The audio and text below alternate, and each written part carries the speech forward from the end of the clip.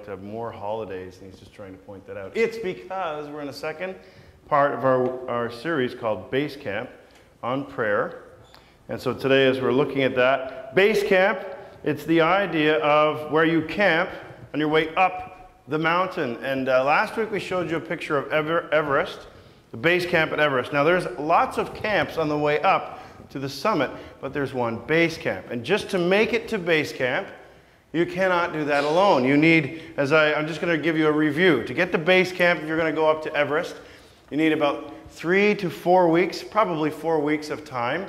You need to be in incredible athletic shape. When I asked last week, or 2 weeks ago, when I asked a couple of firefighters, buddies of mine who have been to base camp at Everest, I asked them, what kind of shape do I have to be in? They said I need to put 50 pounds in a backpack and be able to go up and down the Kenilworth stairs a few times and not be out of breath. And I have to be in that kind of shape to go to base camp, and as you know, I'm not going to base camp anytime soon.